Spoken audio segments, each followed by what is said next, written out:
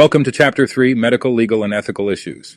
This chapter forms the backbone of your responsibilities as EMTs and ensures both you and your patients are protected in every situation. Every decision you make out in the field, whether it's how you handle a patient's consent or how you document your care, has ethical, legal, and practical implications. Knowing this material isn't just about avoiding lawsuits, it's about delivering excellent care and earning trust.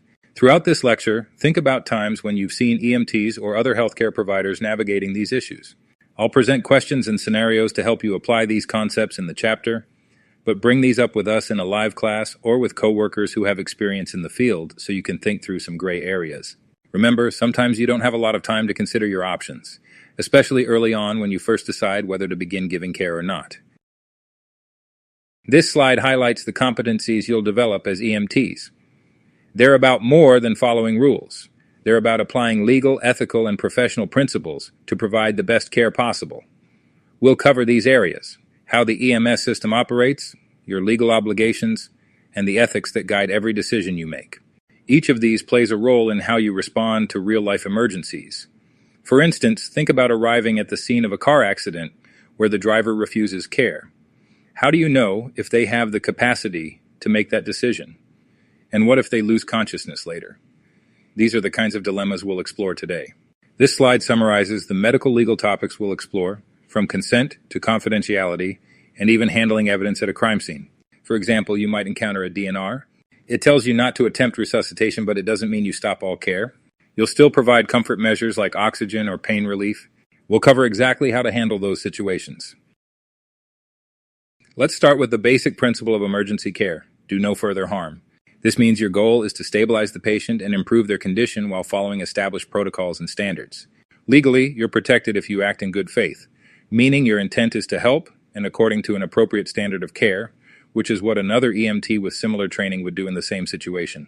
Picture this: you're performing CPR on a patient who later dies. Their family may be upset and look for someone to blame. If you followed protocol, you're protected from legal consequences, even if the outcome wasn't what they hoped for. Let's discuss how you'd protect yourself with thorough documentation and adherence to protocol.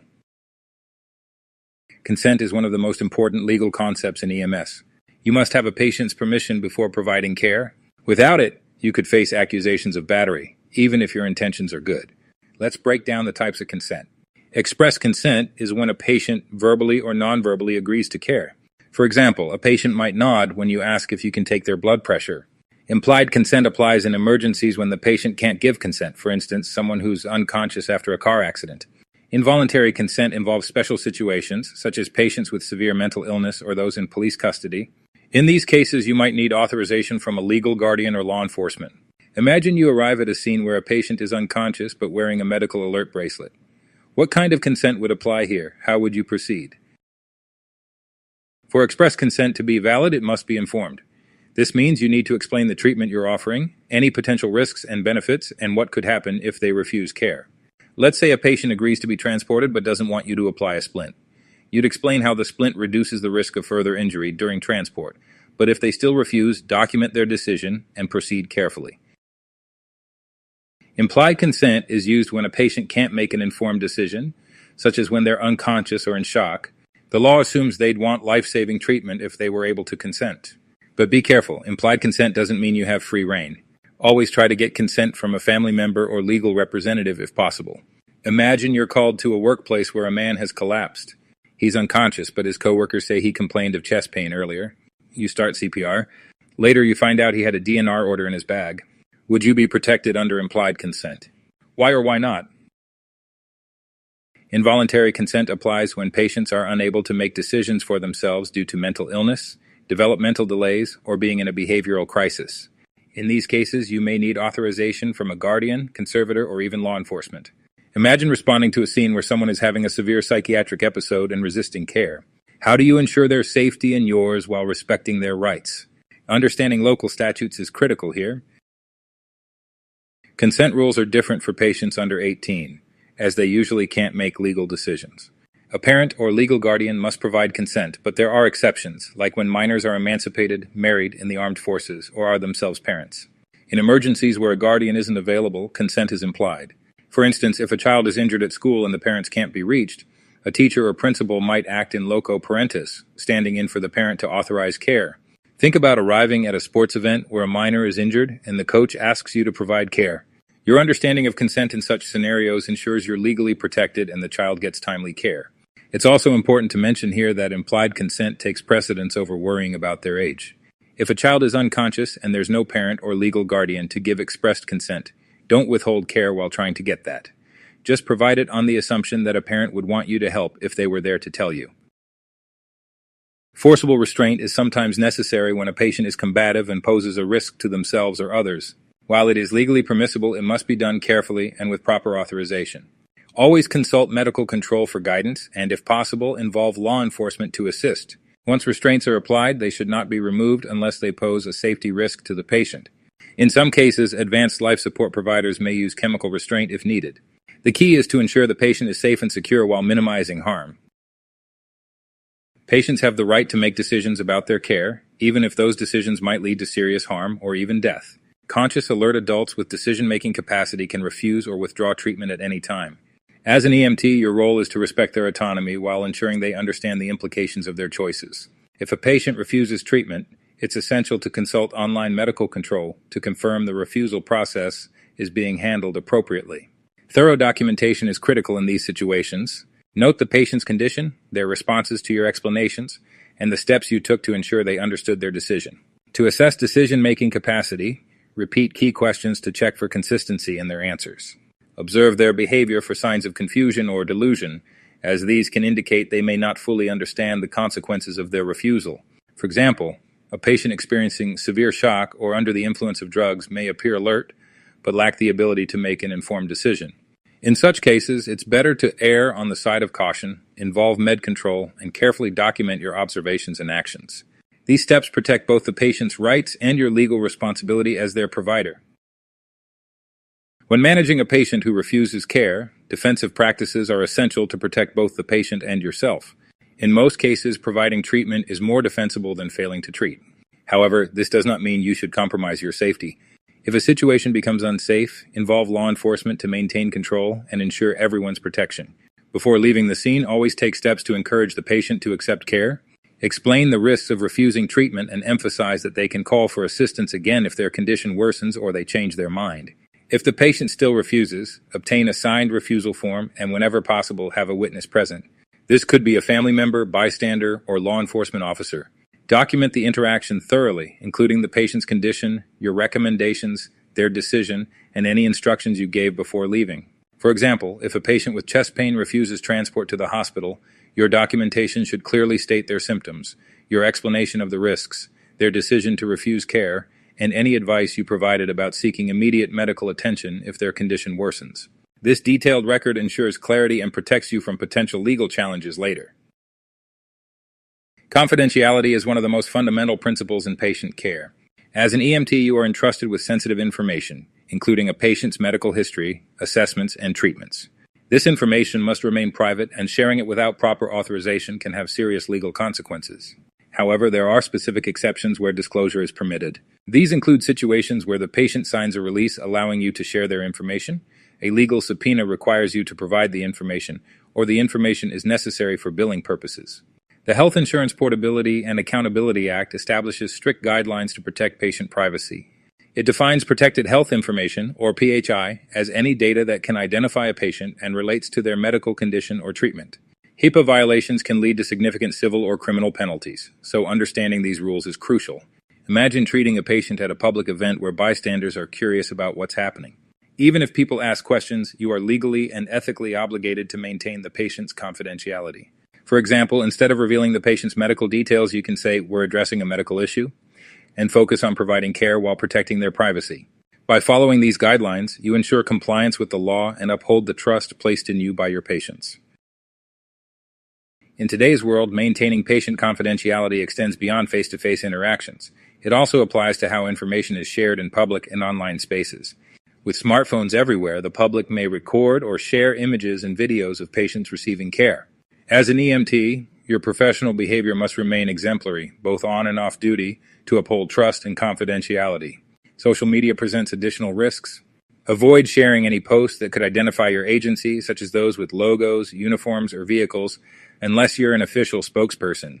Even seemingly harmless comments can breach confidentiality or harm your professional reputation.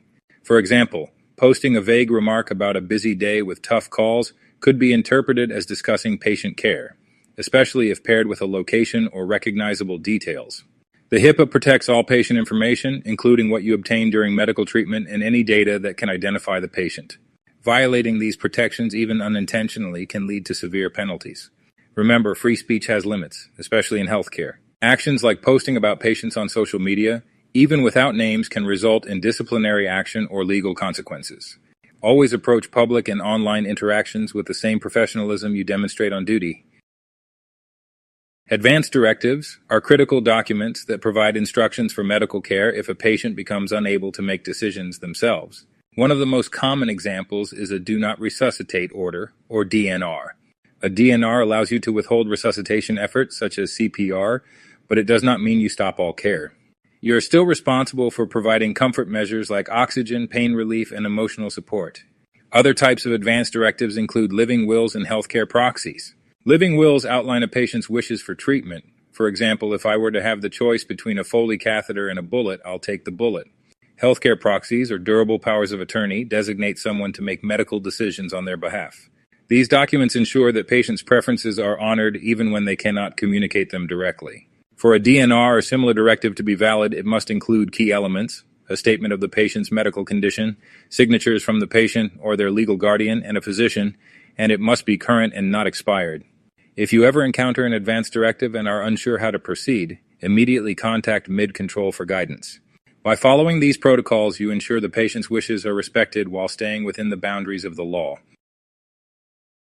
POLST, or Physician Orders for Life-Sustaining Treatment, and MOLST, or Medical Orders for Life-Sustaining Treatment, are detailed medical orders that go beyond traditional advance directives.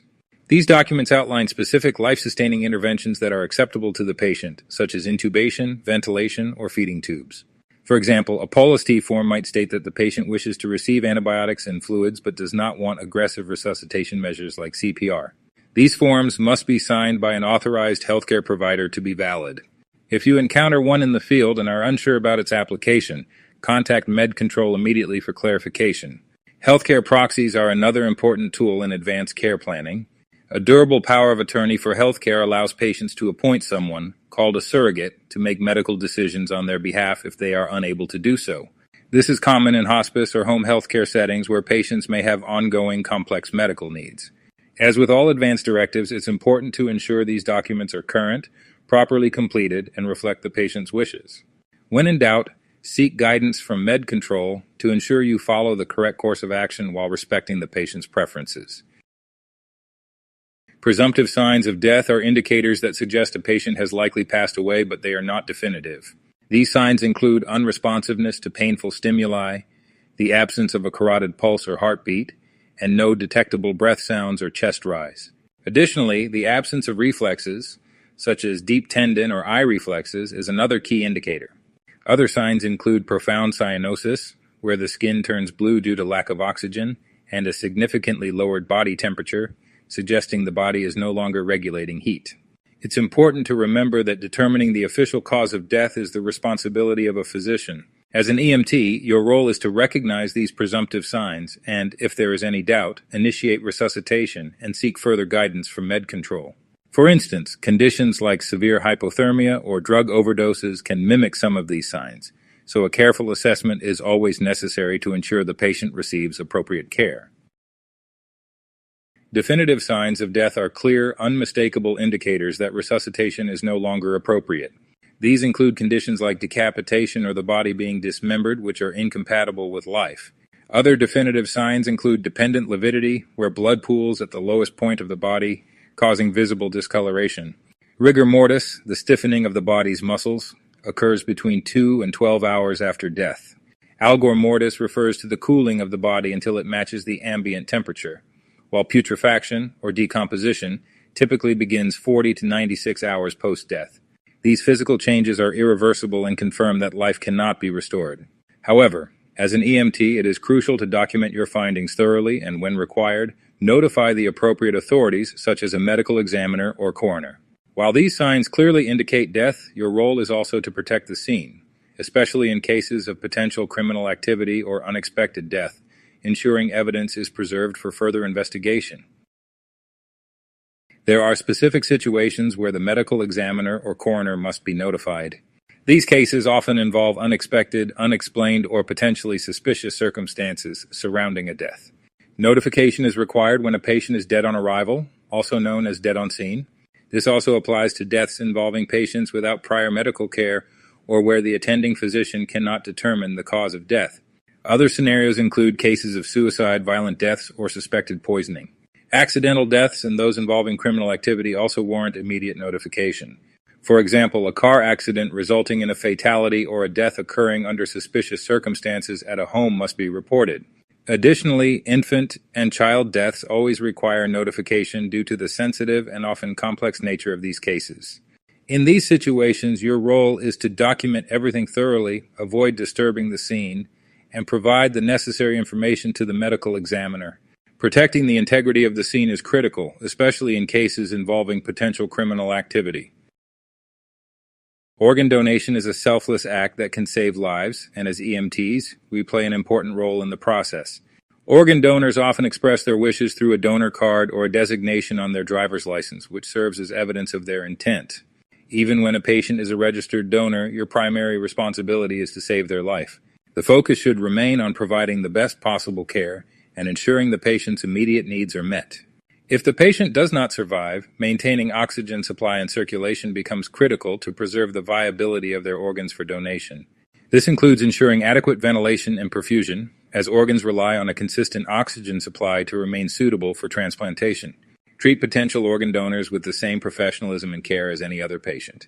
If you're unsure of specific protocols in a given situation, consult MedControl for guidance to ensure you're adhering to both medical and legal requirements. Medical identification insignias provide critical information about a patient's health, helping you make informed decisions in an emergency. These are usually bracelets, necklaces, keychains, or cards and can indicate important details like a DNR, severe allergies, or chronic issues like diabetes or epilepsy. Some patients carry more advanced forms of identification, such as USB devices embedded in a bracelet or necklace. These USBs often store detailed medical information, like a comprehensive medical history or current medications, in a format that can be easily accessed on most computers. When you encounter a medical identification insignia, take the time to review the information it provides. For example, if a patient is wearing a bracelet that lists a severe penicillin allergy, you can avoid administering potentially harmful medications during treatment. These small details can make a significant difference in ensuring the patient's safety and delivering appropriate care. Your scope of practice defines the medical care you are legally allowed to provide as an EMT. This is determined by state law and further refined by your med director, who establishes protocols and standing orders to guide your actions in the field. For example, you may be authorized to administer certain medications, such as epinephrine for an allergic reaction, or perform specific procedures like splinting fractures. These actions are part of your scope of practice and are supported by the training and guidelines you've received.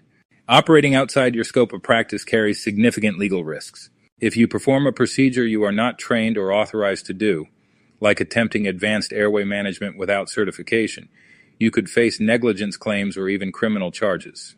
To ensure patient safety and protect yourself legally, always adhere to your scope of practice and follow the protocols set by your med director. When in doubt, consult medical control for guidance. Standards of care define how you, as an EMT, must act to ensure the safety and welfare of your patients. They set the benchmark for how someone with similar training and experience is expected to perform under similar circumstances. These standards are shaped by several factors. Local customs reflect the expectations of the community you serve. For instance, a rural area may have different resources and expectations than an urban setting. Laws, including statutes, ordinances, and case law, outline your specific legal obligations and protections. Professional standards, such as those provided by the American Heart Association for CPR or guidelines from the National Highway Traffic Safety Administration, ensure consistency in training and practice. State-imposed standards, like those found in the Medical Practices Act, govern certification, licensure, and credentialing to confirm you are qualified for your role. For example, if a patient goes into cardiac arrest, the standard of care requires you to perform CPR according to AHA guidelines. Failing to follow these standards could lead to legal or professional consequences. Adhering to established standards not only guarantees quality care for your patients, but also protects you from liability. Duty to act refers to your legal and ethical responsibility to provide patient care once certain conditions are met. As an EMT, this duty begins as soon as your ambulance responds to a call or when you initiate treatment. For example, if you arrive at a scene and start providing care to a patient, you are legally obligated to continue that care until someone of equal or higher medical training takes over. Abandoning the patient before this handoff is complete could lead to serious legal consequences. It's important to note that if you are off duty and encounter an emergency, you are not typically legally obligated to stop and assist.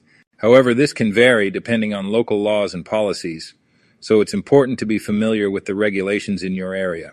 Understanding your duty to act ensures you provide appropriate care when required while adhering to legal and professional standards. Negligence occurs when an EMT fails to provide care that meets the standard expected of someone with similar training in a similar situation. This failure can result in harm to the patient and legal consequences for the provider. Several legal concepts relate to negligence. Res ipsa loquitur, meaning the thing speaks for itself, applies when an injury clearly results from the EMT's actions or control and would not have occurred otherwise. Negligence per se involves a clear violation of a law or statute, such as performing a procedure outside your scope of practice that causes harm. Additionally, torts are civil wrongs including acts of negligence or malpractice that cause harm to another person. To establish negligence, 4 elements must be proven. Duty, meaning you had a legal obligation to provide care. Breach of duty, meaning you failed to act according to the standard of care. Damages, referring to harm suffered by the patient, whether physical, emotional, or financial. And causation, which establishes a direct link between your breach of duty and the damages. For instance, if a patient's injuries worsen because you failed to properly secure them during transport, this could fulfill all 4 elements of negligence. To avoid negligence, always act within your scope of practice, adhere to established protocols, and document your care thoroughly. Abandonment occurs when an EMT unilaterally terminates care without the patient's consent and without arranging for care to be continued by a qualified medical professional. Once you begin providing care, you assume a duty that must continue until someone of equal or higher training takes over. Abandonment can happen in various settings, such as at the scene of an emergency or in the emergency department. For instance, if you leave a patient in the hospital without ensuring a formal transfer of care to a nurse or physician, this could be considered abandonment. To prevent this, always obtain a signature on your patient care record from the medical professional accepting responsibility for the patient. This documentation confirms that you have fulfilled your duty and transferred care appropriately. Abandonment not only puts the patient at risk, but also exposes you to significant legal and professional consequences. Always ensure a proper handoff to protect both the patient and yourself. As an EMT, understanding the legal boundaries of patient interactions is essential for maintaining trust and avoiding liability. Assault involves placing someone in fear of harm. For example, threatening to restrain a patient who refuses transport could be considered assault, even if no physical action is taken. Battery refers to unlawful physical contact, such as providing emergency care without a patient's consent. For instance, administering treatment to a conscious, alert patient who has clearly refused care may constitute battery, even if your intentions are to help. Kidnapping occurs when someone is forcibly confined or transported against their will. In EMS, this might involve transporting a patient without their consent or proper legal authorization. False imprisonment involves unauthorized confinement, such as unnecessarily restraining a patient or preventing them from leaving when they wish to refuse care. To avoid these situations, always ensure you have the patient's proper consent or legal authority before taking action. Clear and effective communication with your patients is key to navigating these legal challenges. Defamation occurs when false information is communicated in a way that harms someone's reputation. In EMS, this can happen if inaccurate or unfounded statements are made about a patient. Defamation comes in 2 forms. Libel, which is written defamation, such as making false claims about a patient in your written reports, and slander, which is spoken defamation, like making inappropriate comments about a patient during a conversation. To avoid defamation, ensure that all statements in your run reports are accurate, relevant, and based on factual observations. For instance, instead of writing or saying the patient was likely intoxicated, you should document, the patient appeared unsteady and had the odor of alcohol on their breath. By using objective, factual language, you protect the patient's reputation and uphold your professional integrity. Good Samaritan laws are designed to protect individuals who provide emergency care in good faith. These laws operate on the principle that when you reasonably assist someone in need, you should not be held liable for errors or omissions made while rendering care. To be protected under these laws, certain conditions must be met. You must act in good faith with the intent to help rather than cause harm. The care must be provided without expectation of compensation. Additionally, you must act within the scope of your training, avoiding procedures or interventions you are not qualified to perform. Finally, your actions must be free of gross negligence, which refers to willful or reckless misconduct. For instance, if you stop to assist at a car accident while off duty and perform CPR on an unconscious patient, Good Samaritan laws may shield you from liability, provided you follow proper protocols and stay within your training. For EMS personnel working under government agencies, sovereign immunity may also apply, limiting liability for actions taken in the line of duty. However, this protection is not absolute, and acts of gross negligence can still lead to legal consequences. By understanding and respecting these legal protections, you can confidently assist those in need, while minimizing the risk of legal complications. Accurate documentation is one of the most critical responsibilities of an EMT. Every incident involving patient care must be thoroughly recorded. These records are not only essential for providing continuity of care, but also serve as a safeguard against legal complications. In the eyes of the court, if an action or procedure is not documented, it is assumed that it was not performed. Additionally, incomplete or poorly written reports can reflect negatively on the quality of care provided. For example, failing to document that you administered oxygen to a patient could create doubt about your overall professionalism and the care you delivered. The National EMS Information System, or NEMSIS, standardizes EMS data collection and sharing across the United States. This system enhances the speed and accuracy of documentation, ensuring consistent records that meet both medical and legal standards. To protect yourself and your patients, always strive for clear, detailed, and accurate documentation. A good report not only reflects the care you provided, but also demonstrates your adherence to protocols and professional standards. As an EMT, you have a legal obligation to report certain situations to the appropriate authorities. Mandatory reporting requirements are designed to protect vulnerable individuals and ensure public safety. Common reportable situations include suspected cases of abuse, such as child abuse, elder abuse, or abuse of other at-risk adults. You are also required to report injuries related to felonies or drug use, which may indicate criminal activity, as well as childbirth and attempted suicides. Other reportable cases involve dog bites or injuries caused by animals and communicable diseases, where timely reporting can help prevent the spread of infection. Additionally, you may need to report incidents involving assaults, domestic violence, or sexual assault, exposure to infectious diseases that could affect responders, patient restraints, or events at crime scenes or deaths at the scene. For example, if you suspect a child is being abused or treat someone with injuries from domestic violence, you are legally required to report your suspicions to the appropriate authorities. Reporting processes and specific requirements can vary by state, so it's critical to understand the laws in your area. Failing to report these situations can put others at risk and lead to legal consequences for you as a healthcare provider. Always document these incidents thoroughly and follow your agency's protocols to ensure compliance and the safety of all involved. Beyond your legal duties, EMTs have significant ethical responsibilities that guide your behavior and decision-making in the field. Ethics is the study of right and wrong, focusing on moral duties and ideal professional behavior. It ensures that your actions align with the standards expected of a healthcare provider. Morality is your personal code of conduct, what you believe to be right and wrong based on your conscience and character. These personal values influence how you interact with patients and colleagues. Bioethics, on the other hand, focuses on the ethical issues specific to healthcare practice. This includes dilemmas such as balancing a patient's right to refuse treatment against the potential harm of honoring that decision. In practice, your role is to evaluate and apply both personal and professional ethical standards while making decisions. For example, you might face a situation where a patient refuses care that you believe is critical to their survival. In such cases, using established rules, laws, and policies as a framework for your decision-making ensures your actions are ethical, lawful, and in the best interest of the patient. As an EMT, you may be involved in a court case, either as a witness or a defendant. Understanding your role and responsibilities in these situations is essential to handle them professionally and effectively. If called as a witness, your primary duty is to provide factual, neutral testimony based on your observations and documentation. Upon receiving a subpoena, immediately notify your service director and legal counsel. Before appearing in court, review your reports carefully to ensure your testimony aligns with your written records. If named as a defendant, you will require legal representation, which is often provided by your agency. Common defenses in court cases include the statute of limitations, which restricts the time frame within which a case can be filed, governmental immunity, which may protect EMTs working for public agencies from certain legal claims, and contributory negligence, which argues that the patient's actions contributed to their injury or condition. Whether the case is civil or criminal, your best defense is thorough documentation and adherence to protocols.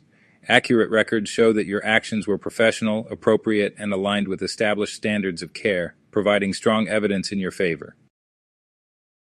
When a legal case involves an EMT, it typically begins with the discovery phase, where both sides gather information. This phase may include interrogatories, written questions you must answer, and depositions, where you provide oral testimony under oath. Most disputes are resolved during the settlement phase, with only a small number proceeding to trial. If a trial occurs, potential outcomes include compensatory damages awarded to cover the patient's injuries or losses, and punitive damages designed to punish the defendant for willful or reckless misconduct. For criminal cases, the stakes are significantly higher. If accused of criminal conduct, it's critical to hire an experienced criminal attorney immediately to ensure proper representation. To prepare for legal proceedings, notify your service director and legal counsel as soon as you receive a subpoena. Review your run report thoroughly to ensure you can accurately recall the facts. If called as a witness, provide neutral, factual testimony. Clear documentation and professional behavior are your best defenses and can significantly influence the outcome of any case. Let's take a moment to review what we've covered in this chapter on medical, legal, and ethical issues. We began by discussing the importance of consent, including expressed, implied, and involuntary consent, and how to ensure patient autonomy is respected. We also explored challenges in obtaining consent for minors, emergencies, and patients in behavioral crises. Next, we examined the right to refuse treatment, focusing on assessing decision-making capacity, involving medical control, and documenting all interactions to protect both the patient and yourself. We covered confidentiality and the critical role of HIPAA in protecting patient information, including what constitutes protected health information and how to secure patient data in public and online settings. From there, we reviewed advanced directives like DNR orders, PALS, T-forms, and healthcare proxies, emphasizing how to verify their validity and respect patient wishes. We also discussed recognizing presumptive and definitive signs of death and when to notify the medical examiner. Other topics included organ donors, prioritizing life-saving care while maintaining viable organs, and the use of medical identification insignias to guide treatment with crucial information, like allergies or chronic conditions. We examined the scope of practice and standards of care, stressing the importance of following protocols to avoid risks like negligence or abandonment. You also learned to document actions clearly and professionally to protect yourself and ensure continuity of care. Finally, we reviewed legal responsibilities, including court roles as a witness or defendant, and mandatory reporting requirements for situations like abuse, assault, and communicable diseases. Before we wrap up, scan the QR code on the slide to mark your attendance, and remember that assignments are due Saturday at midnight. Great work today, and let's keep building on this foundation as we move forward.